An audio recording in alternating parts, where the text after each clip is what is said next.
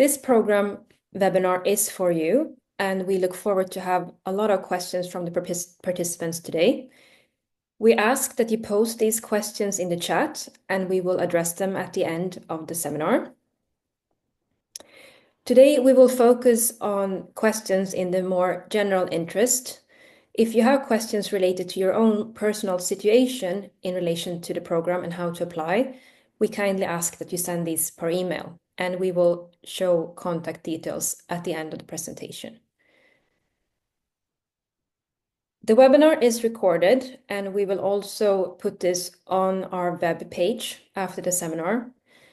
And we will update our FAQ with questions that are brought up today and also questions that may remain after the end of today's seminar.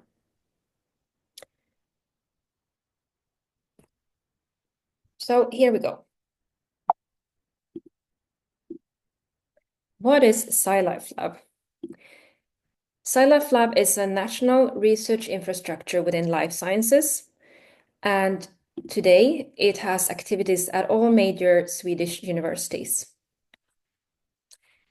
The infrastructure caters for all walks of life science, from studies of small molecules to studies of whole ecosystems. And its services and expertise is applicable and available across a large spectrum of disciplines and research fields. The infrastructure is integrated and intertwined with a strong research community that is gathering researchers across all universities and life science disciplines in Sweden. And we have a lot of ongoing collaborations with healthcare, industry, and other governmental agencies and international organizations. And on this picture, you can see the universities that are affiliated to SciLifeLab. If you want to learn more about the SciLifeLab organization, there's a lot of more material at our webpage. In addition to providing excellent and impactful life science infrastructure, as already mentioned, we have a really strong research community that today involves more than 300 group leaders across Sweden. We put strong emphasis on the facilitation of transformation of life science data into knowledge, with lots of activities within our data-driven life science program. It is key that research findings from our innovations are translated into innovations. And again, I already mentioned, we have a lot of industry collaboration. And the fifth pillar is to attract science excellence and provide advanced training. And the SciLifeLab PULSE program falls into this. This slide summarizes our program. It's a 5-year program funded by the Marie Sklodowska-Curie Actions Co-Fund. And 48 postdocs will be recruited in the 2 calls that are open now, with deadline in March 2025, and again in a new call opening in January 2026. And the recruited cohorts will start in the call year during the autumn. The postdocs are offered 3-year fellowships with full employment and will be hosted by a SciLifeLab group leader that are affiliated to one of the 9 implementing partners. And they will also carry out secondments with any of the consortium partners. That includes an additional 24 partners within industry, other research institutes, and research organizations. The research will focus on innovative, fundamental, and translational research in our diverse environments. And the postdocs will follow one of 2 tracks: the academic track, which has 32 positions, and the entrepreneurial track that has 16 positions, and with research areas coupled to these tracks. And the program has an ambitious long-term career sustainability program that will be supported through training and mentoring support. We have put links to the relevant PULSE pages, but all the information about the program can be found at SciLifeLab.se/research-pulse. This slide is an overview of all the partners that are connected to SciLifeLab PULSE. As mentioned, 9 university partners, and the drug discovery and development platform in SciLifeLab plays a crucial part with special responsibility for the entrepreneurial track. And this has activities at several of these universities. And then we have the additional 24 associated partners, and this consortium has been built to make sure that the PULSE postdoc will have the very best opportunities to get training in life sciences and carry out sustainable careers in life science with strong networks. Training is at the core of PULSE, and on parts of the parts that are outlined here. And it's designed to upskill the postdocs in key areas through webinars and workshops to complement the research projects. The PULSE training commences with the outlining of an individual and tailored training and career development plan for each postdoc in the program. This will be put together by the postdoc together with their supervisors and a training coordinator. And this plan will be followed up throughout the project and adjusted as needed.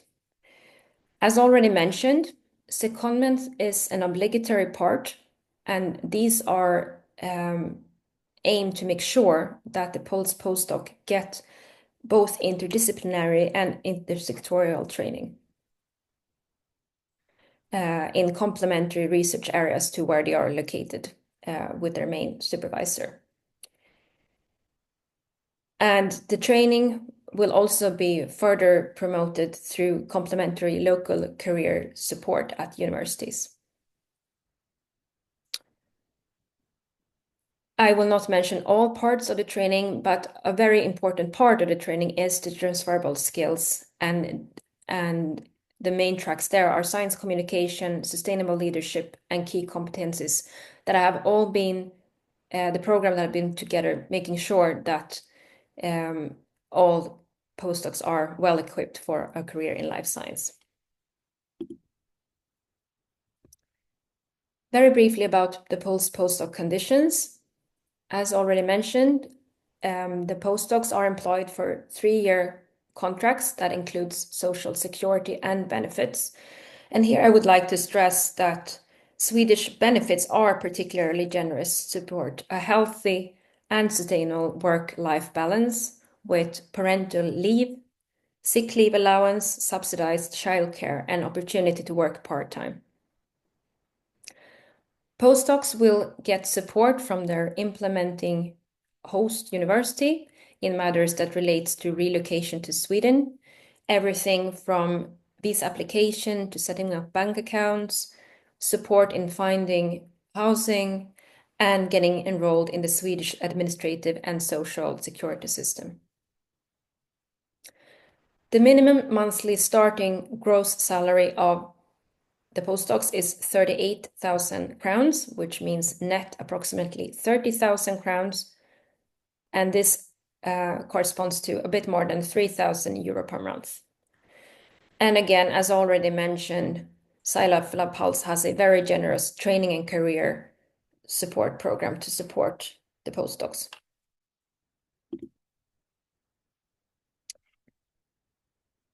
This slide outlines what is happening during the spring for the first PULSE call that is now open for applications.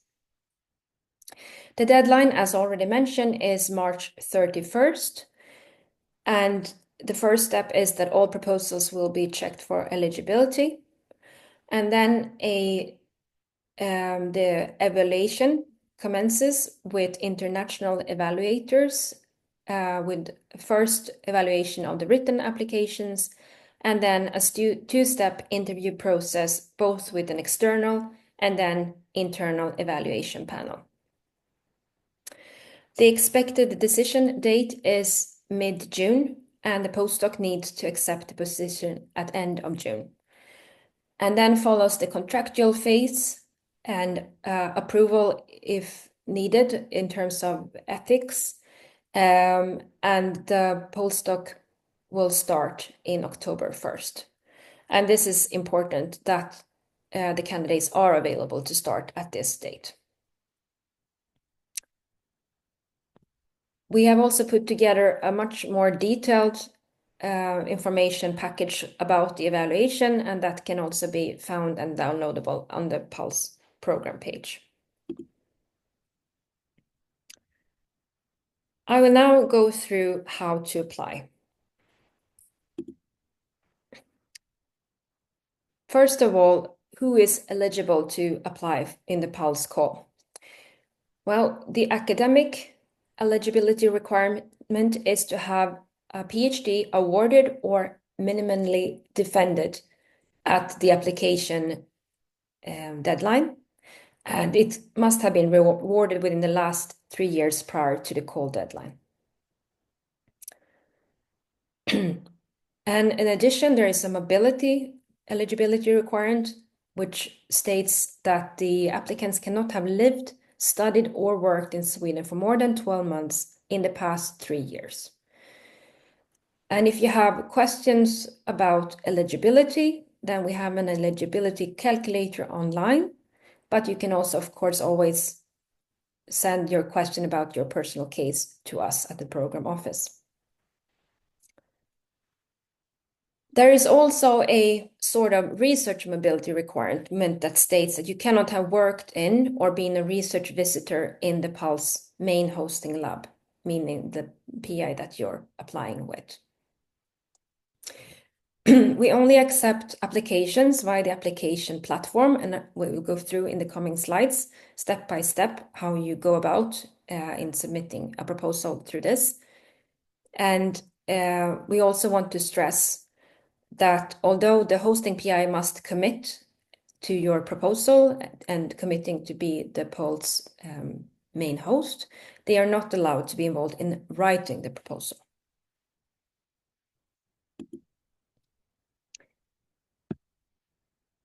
If you're ready to move to the next step and you are looking into submitting an application to the PULSE guide, PULSE call, then the first really advised step is to read the guide that is published online, and you can also download it from there. And this outlines each step and all requirements for putting together the application. You need to choose between the PULSE academic and entrepreneurial tracks. Today, I will not go into details about this, but there's more information on the web. The project should fall within one of these categories or tracks, but we are also welcoming cross-disciplinary projects. But so keep this in mind. But there should be a main track and a research area for your proposal.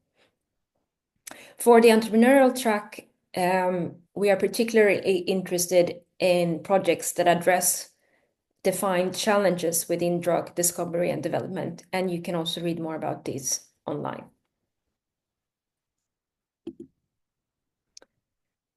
Then you need to choose a PULSE main supervisor. This is your choice. But the main supervisor has to be a SciLifeLab group leader at one of the 9 implementing partners. And to help you in the process of finding a suitable PI for your project, we have put together a matchmaking guide. And this is also published online and downloadable from there. The PIs in this portfolio are anticipating and look forward to you getting in touch with them. And we advise that you do so with a brief presentation of yourself and the research idea that you would like to put forward for this PULSE call. And again, the PI needs to commit to hosting you and your project, and there's a template for this in the application portal.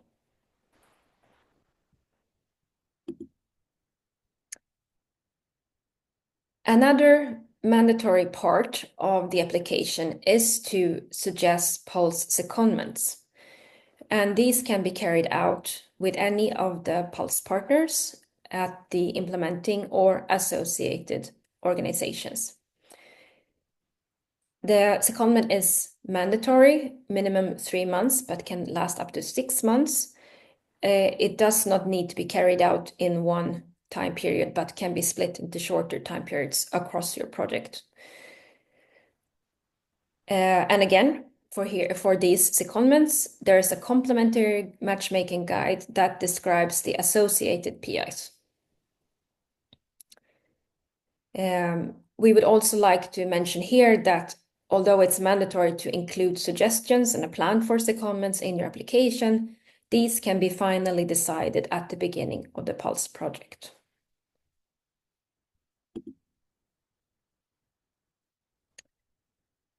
Okay, so then the next step is to set up an account in Anubis, which is the application portal for the PULSE call. And you start out by registering a new user account in Anubis. And the link to this portal can be found here in the slide. Then you register your account and you fill in your information here. And we would like to already now remind you to include the wording PULSE 2025 in the affiliation field. This is a requirement to make sure that your registration is approved.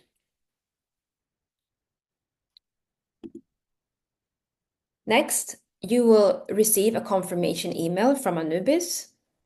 And if you cannot find it, please check your spam folders.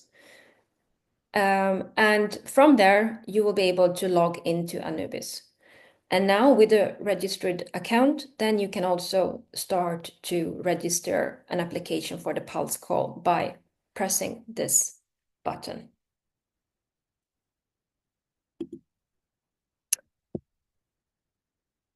On the call page, call for proposals, PULSE call 2025, then you click create proposal to start to submit your information in your proposal.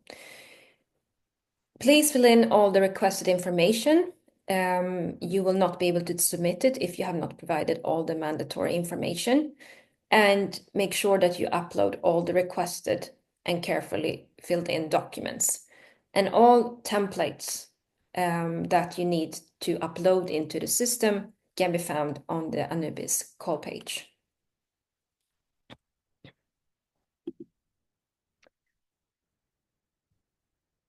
I will not go through all the elements, but I will touch on the few key parts.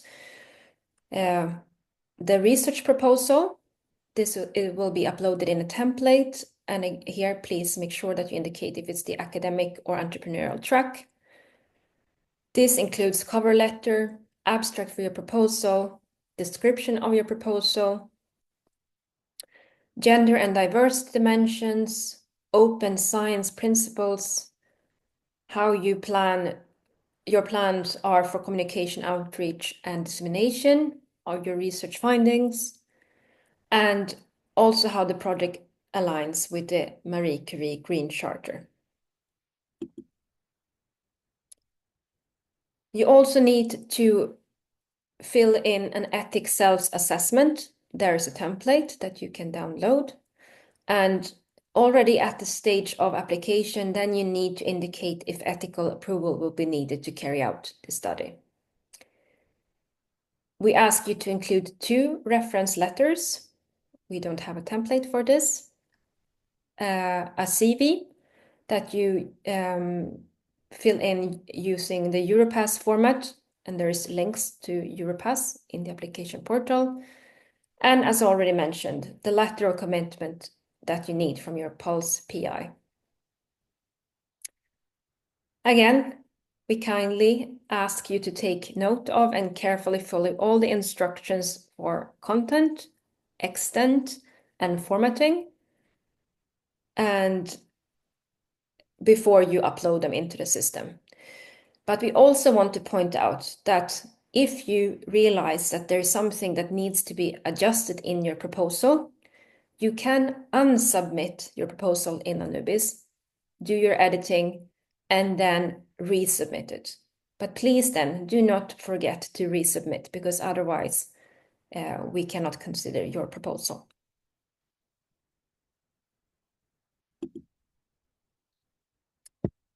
So what happens after the call deadline? As already mentioned in the overview, all applications will be checked for completeness and eligibility requirements. The evaluation process will be carried out, and for candidates that are called for online interviews, the interviews will take place online. So that is good to know. Evaluator will evaluate all proposals based on fixed questions with weighted scores. And for each proposal, there will be evaluation panels that are matched in terms of expertise and in terms of academic and entrepreneurial track. And an average score of 4 from this 0 to 5 scale is required to be shortlisted to each step. And all applicants will be informed what happens after each step.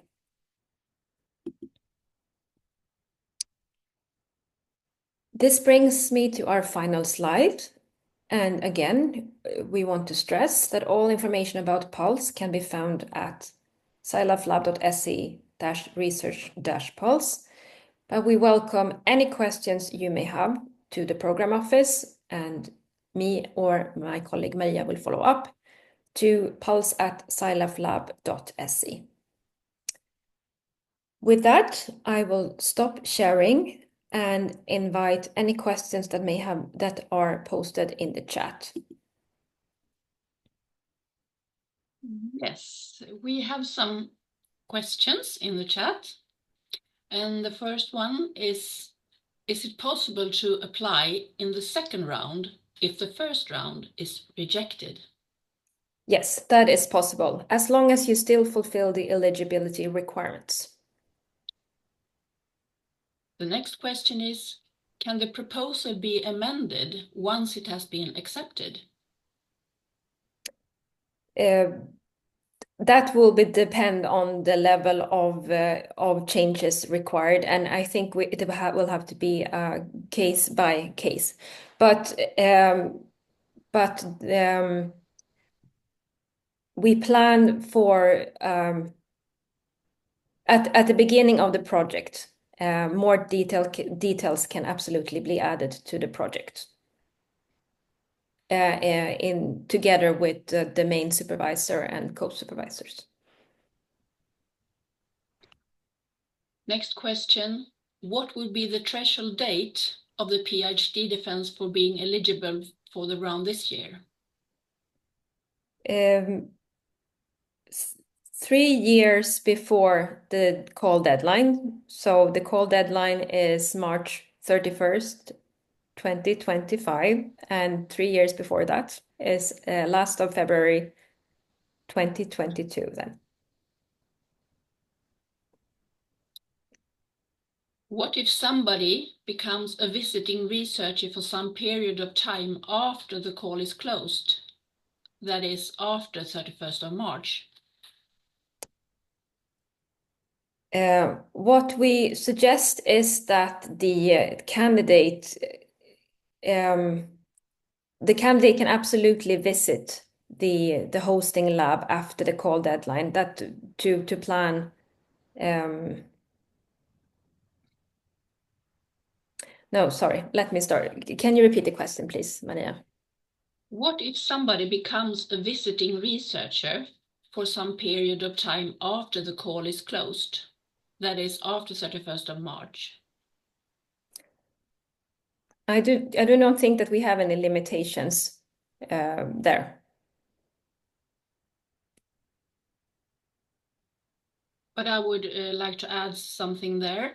If there's something particular you have in mind there, and I direct this answer to Adam Boitas, who's the one asking the question, please send us an email and we will look into this specifically. So to the next question, is it possible to apply for the first call if my PhD defense is scheduled for April 2025? No, unfortunately not. The defense have had to take place before the call deadline, 31st of March this year.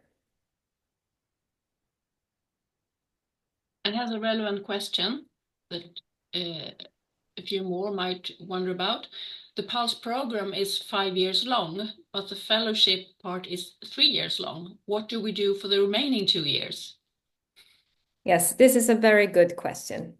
So the fellowships last for 3 years. So if you are recruited to the PULSE program, then you will be in the program for 3 years. And then we have additional buffer time in the program because to make sure that we can carry out the project aims within the 5-year program for unexpected delays.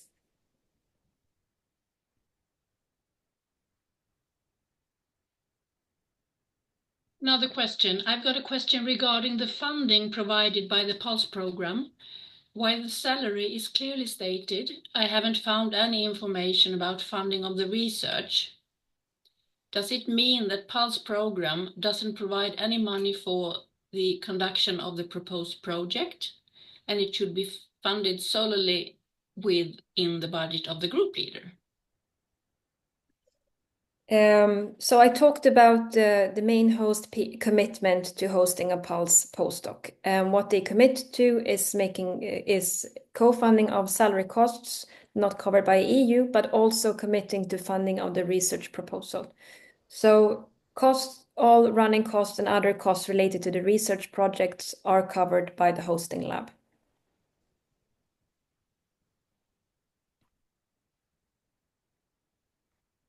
Another question about defense in May 2025, and it's the same answer for this one. You need to have made your PhD defense by the time of call deadline on March 31st. Another question, does nationality matter? In the case of dual nationality, European and non-European, what would be the ideal nationality to declare in the application? The call is open for all nationalities, so there is no preference here. All nationalities are welcome. How many pages does the project proposal have? I think in the guide is only specified Arial 11 points. We have given page counts in the template. I don't have it fresh in mind. It's approximately 10 pages for the full proposal, but all different sections and the content and length has been specified for each section.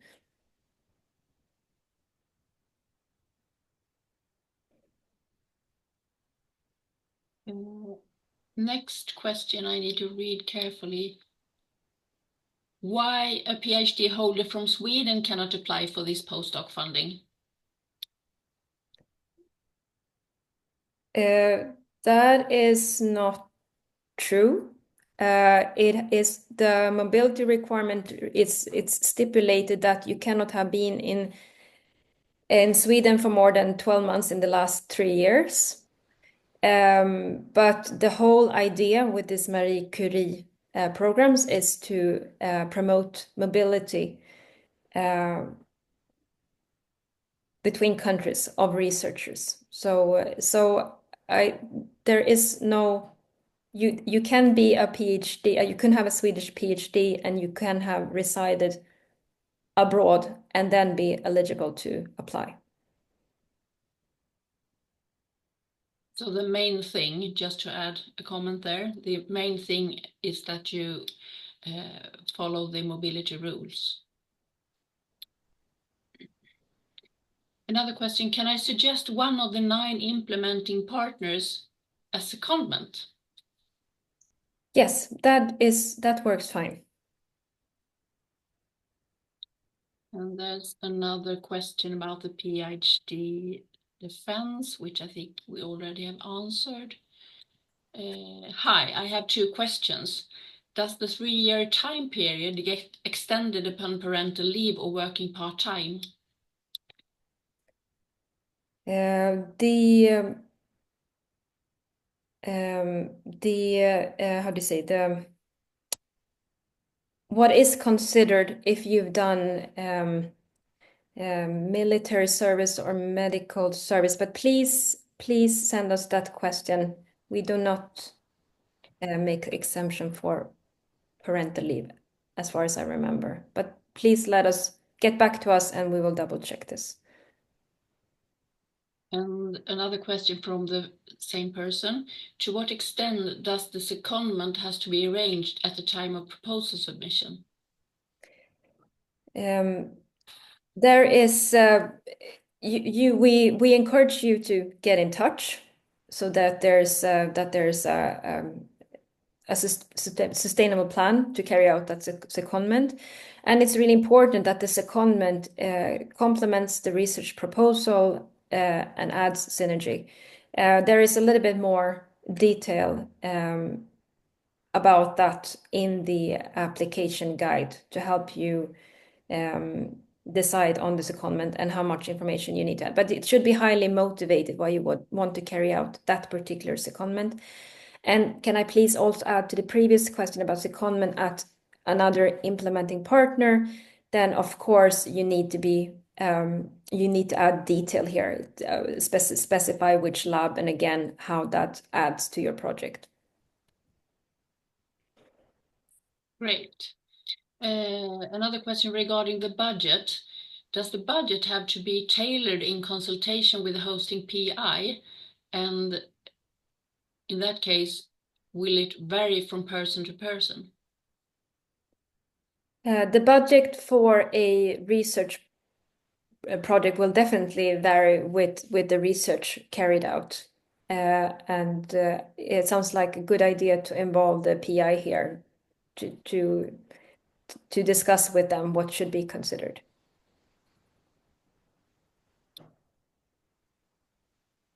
You stated that the PI, I suppose it means the PI is the project leader here, but I suppose it should be the PI, cannot be involved in the writing, but can they go over the proposal and suggest the candidate some ameliorations or modifications? And can they participate in reviewing the project? I think you could definitely discuss your proposal with the PI, but the PI should not be involved in the writing, and the question kind of implies that they would be. So we ask you to be careful about this. And to the other question, can they participate in reviewing the project? The answer is no. If I understand the question correctly, the PIs will not be participating in the reviewing the project in the first phase. No, it could be the case in interview number 2 that you will be that they will be included in this part of the evaluation. Another question, can one applicant write more than one application with more than one host supervisor? No, you can only apply with one application in the call. But a PI may be the main host of 2 applicants.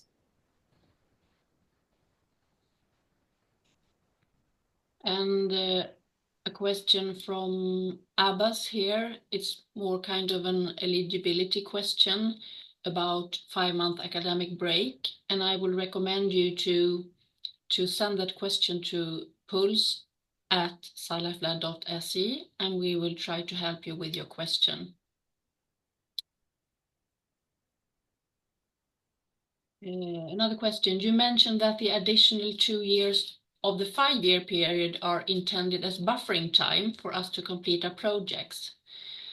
does the salary extend to cover these additional 2 years, or will we or the host lab need to secure funding for our salary during that time? Okay, thank you for the opportunity to clarify myself. The project time is 3 years, and this can be extended across a longer time period due to, for example, parental leave. But the project time is 3 years, and the project time will not be extended for an individual project for longer than 3 years.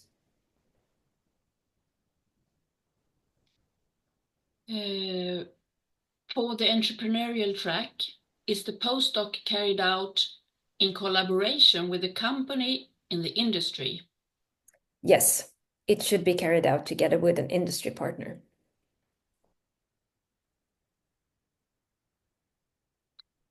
Hi, thanks for the information. I did not completely hear the conditions for the parental leave. Could you please repeat what are the exact rules for this?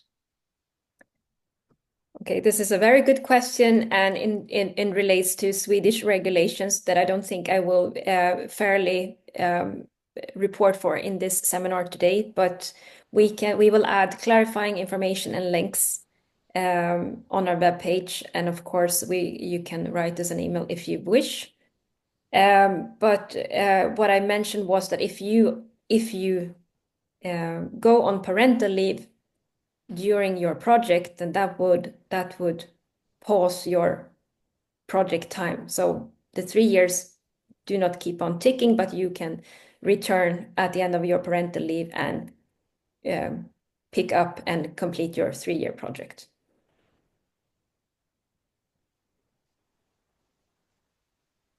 Can we ask the PI for suggestions about project subjects that might be of interest for the lab? No, I would say no, because the whole idea with this program is that it should be individually driven research. So the candidate should approach the PI with an idea. But of course, the project should be in the interest of both the candidate and the hosting lab. So the idea can be developed with the input from the PI. But the idea should come from the postdoc candidate. Are applicants allowed to work part-time along with their postdoc?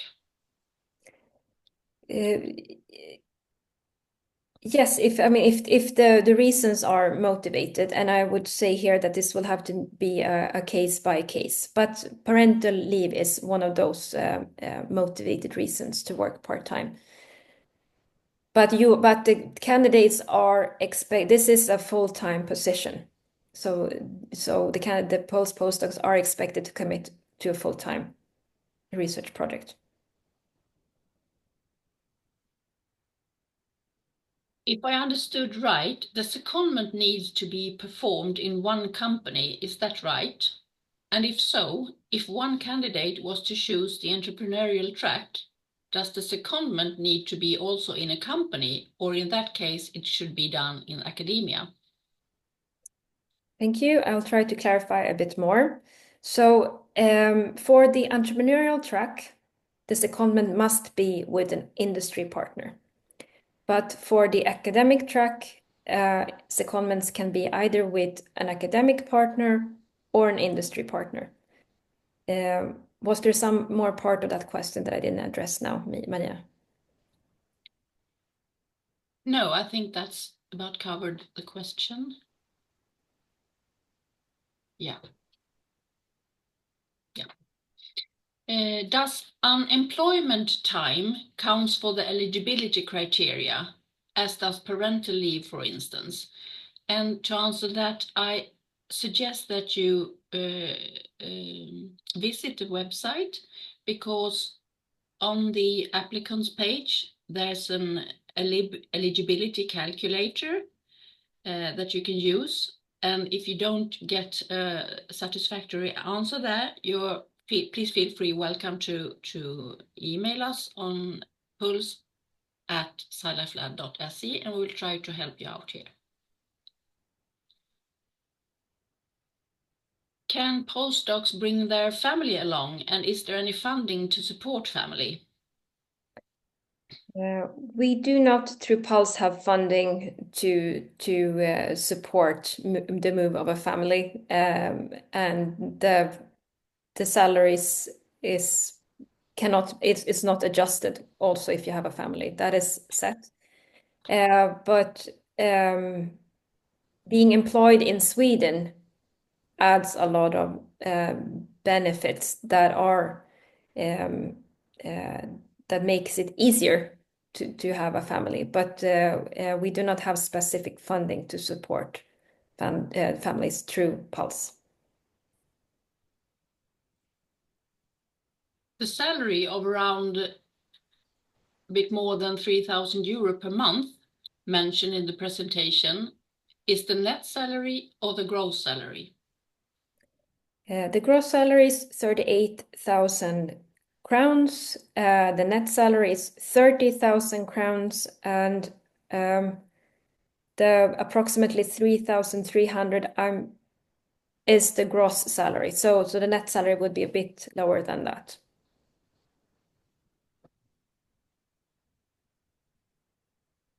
Actually, we're out of questions in the chat by now. If there isn't any more questions that need to be answered, please put them in the chat in that case.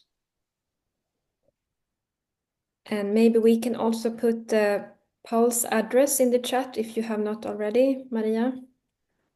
Do that right away. Wonderful.